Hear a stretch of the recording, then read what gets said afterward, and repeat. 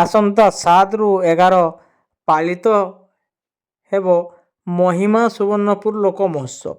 ମହିମା ସୁବର୍ଣ୍ଣପୁର ଲୋକ ମହୋତ୍ସବ ଓ ରାଜ୍ୟସ୍ତରୀୟ ପଲ୍ଲିଶ୍ରୀ ମେଳା 2026 ପାଇଁ ସ୍ଥାନୀୟ ରାମେଶ୍ୱର ଷ୍ଟାଡିୟମରେ ଏକ ସାମ୍ବାଦିକ ସମ୍ମିଳନୀ ଅନୁଷ୍ଠିତ ହୋଇଯାଇଛି।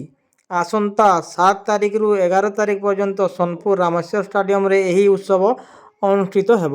ସୁବର୍ଣ୍ଣପୁର ଜିଲ୍ଲାପାଳ ଡକ୍ଟର ନୂରପରାଜ ସାହୁଙ୍କ ଅଧ୍ୟକ୍ଷତାରେ ହୋଇଥିବା ବେଳେ ଆରକ୍ଷୀ ଅଧୀକ୍ଷକ ଶ୍ରୀ ନାରାୟଣ ନାୟକ, ଜିଲ୍ଲା ପଞ୍ଚାୟତ ଅଧିକାରୀ ତଥା ଜିଲ୍ଲା ସୂଚନା ଓ ଲୋକସମ୍ପର୍କ ଅଧିକାରୀ ଶ୍ରୀ ଅର୍ଜୁନ ମାଝୀ, ଉପଜିଲ୍ଲାପାଳ ଅଞ୍ଜଲିନା ପ୍ରଧାନ, ଜିଲ୍ଲା ସଂସ୍କୃତି ଅଧିକାରୀ ଯମୁନା ପ୍ରଧାନଙ୍କ ସହ ପ୍ରଶାସନିକ ଅଧିକାରୀ ପ୍ରମୁଖ ଏହି ସାମ୍ବାଦିକ ସମ୍ମିଳନୀରେ ଉପସ୍ଥିତ ରହିଥିଲେ।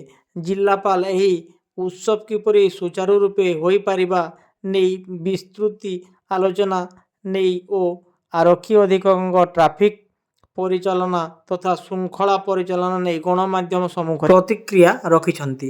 ଦେଖନ୍ତୁ, ଏ ବର୍ଷ ଆମେ ତ 32ତମ ଆମର ସୁବର୍ଣ୍ଣପୁର ମହୋତ୍ସବ ଆମେ ପାଳନ କରିବାକୁ ଯାଉଛୁ।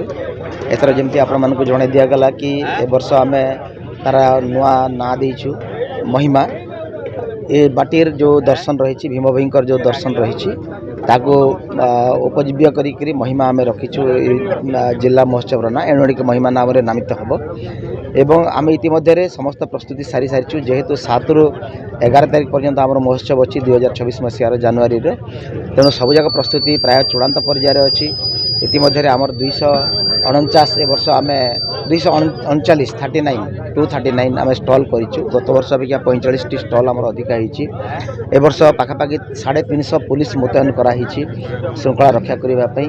ପାର୍କିଂର ବ୍ୟବସ୍ଥା ମଧ୍ୟ ଏଥର ଅଲଗା ହିସାବରେ ଆଉ ଜାଗା ବଢ଼ା ହେଇଛି ଏବଂ ଆପଣ ଦେଖିବେ କି ପାଖାପାଖି 59 ସାଂସ୍କୃତିକ ଟିମ୍ ଆମର ଆସୁଛନ୍ତି ଏଠି ତାଙ୍କର ପରଫର୍ମାନ୍ସ ଗୁଡ଼ାକ ଦେବା ପାଇଁ। ଷ୍ଟେଟ୍ରୁ ଆସୁଛନ୍ତି, ଷ୍ଟେଟ୍ ବାହାରୁ ବି ଆସୁଛନ୍ତି, ବିଭିନ୍ନ ଜିଲ୍ଲାରୁ ଏବଂ ଆମ ଜିଲ୍ଲା ଭିତରେ ବି ଆସୁଛନ୍ତି।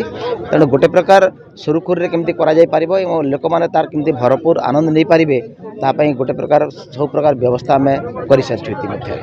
ସୁବର୍ଣ୍ଣ ଲୋକ ମହୋତ୍ସବ ଯେଉଁଟା ଆମର ବର୍ତ୍ତମାନ ରାମେଶ୍ୱର ପଡ଼ିଆରେ ଯେଉଁଟା 7 ତାରିଖରୁ 11 ତାରିଖ ଭିତରେ ହେବ, ମୁଁ ଯେତିକି ଏକ୍ସପେକ୍ଟ କରୁଛି ବା ଯେତିକି ଜଣାଶୁଣା ଅଛି ଯେ ପ୍ରତିଦିନ 20 ରୁ 50 ହଜାର ପର୍ଯ୍ୟନ୍ତ ଦର୍ଶକ ଆସିବେ। ତ 20 ରୁ 50 ହଜାର ଆସିବା ମାନେ ତାର ସେମାନେ ଭେହିକଲ୍ ଧରିକି ଆସିବେ, ତାଙ୍କର ପାରିବାରିକ ଲୋକ ଧରିକି ଆସିବେ। ତ ତେଣୁ ସେଗୁଡ଼ାକୁ ସୁବନ୍ଦୋବସ୍ତ କରିବା ପାଇଁ ଆମେ 2 ଜଣ ଆଡ଼ିସନାଲ୍ ଏସ୍ପି, 3 ଜଣ ଡିଏସ୍ପି, 14 ଜଣ inspector, 45 plus sub inspector, SI plus 100 ହୋମଗାର୍ଡସ୍ ଏବଂ ମୋର୍ ଦାନ୍ 6 ପ୍ଲାଟୁନ୍ ପୁଲିସ ଫୋର୍ସ ଆରାଉଣ୍ଡ ସବୁଯାକ ଟୋଟାଲ ପୁଲିସ ପର୍ସନାଲ ଦେଖିଲେ 350 ପାଖାପାଖି ପୁଲିସ ପର୍ସନାଲ ଡିପ୍ଲୟ କରାଯାଉଛି। ଏଥିରେ ମୁଖ୍ୟତଃ ରହିବ ଟ୍ରାଫିକ୍ କଣ୍ଟ୍ରୋଲ ଏବଂ ପାର୍କିଂ। କାରଣ ଯେହେତୁ ନ୍ୟାରୋ ରାସ୍ତା 3ଟା ଅଛି ଏଠିକି ଆମ ଫିଲ୍ଡକୁ ଆସିବା ପାଇଁ, ଲୋକମାନେ ଆସିବା ପାଇଁ, ତ ସେଥିପାଇଁ ଆମେ ଟ୍ରାଫିକ୍ ବ୍ୟବସ୍ଥାକୁ ବହୁତ ଗୁରୁତ୍ୱ ଦେଇଛୁ ଏବଂ ପାର୍କିଂକୁ ବହୁତ ଗୁରୁତ୍ୱ ଦେଇଛୁ ସୋ ଦ୍ୟାଟ୍ ଲୋକମାନେ ଫ୍ରିରେ ଆସିବେ ଏବଂ ୟା ଭିତରେ ଭଲ ଭାବରେ ଯାତ୍ରା ଦେଖି ଉପଭୋଗ କରିବେ। ଆଉ ବିସାଇଡ୍ସ ଏଠି ଭିଆଇପି ଭିଜିଟ୍ ଅଛି, ବିଭିନ୍ନ କଲଚରାଲ ଟ୍ରୁପ୍ ଅଛି, ସେମାନଙ୍କୁ ସୁରକ୍ଷାକୁ ଆମେ ନିଶ୍ଚିତ ଭାବରେ ପ୍ରାୟୋରିଟି ଦେଉଛୁ। ଆଉ ୟା ଭିତରେ ଲୋକମାନେ ଯେଉଁ ବୁଲିବେ ତା ଭିତରେ ଯଦି କିଏ କିଛି ମିସସିପ୍ କରିବା ପାଇଁ ଚେଷ୍ଟା କରିବ ସେଥିପାଇଁ ସେମାନଙ୍କୁ ଗୋଟେ ୱାର୍ଣ୍ଣିଂ ରହିବ ଯେ ଏଠି ପ୍ଲେନ୍ କ୍ଲଥ୍ ବି ଡ୍ୟୁଟି ଦିଆଯାଇଛି। ଭିତରେ ୟୁନିଫର୍ମ ଦିଆଯାଉଛି, ପ୍ଲେନ୍ କ୍ଲଥ୍ ଡ୍ୟୁଟି ଦିଆଯାଉଛି ଏବଂ 2ଟା କଣ୍ଟ୍ରୋଲ ରୁମ୍ କରାଯାଇଛି ପୁଲିସ ତରଫରୁ। ଆଉ ତେଣୁ ମୁଁ ଭାବୁଛି ଏ ଯେଉଁ ମହୋତ୍ସବ ଭଲ ଭାବରେ ସ୍ମୁଥରେ ସମସ୍ତ ଭାବେ ଏନ୍ଜୟ କରିବେ।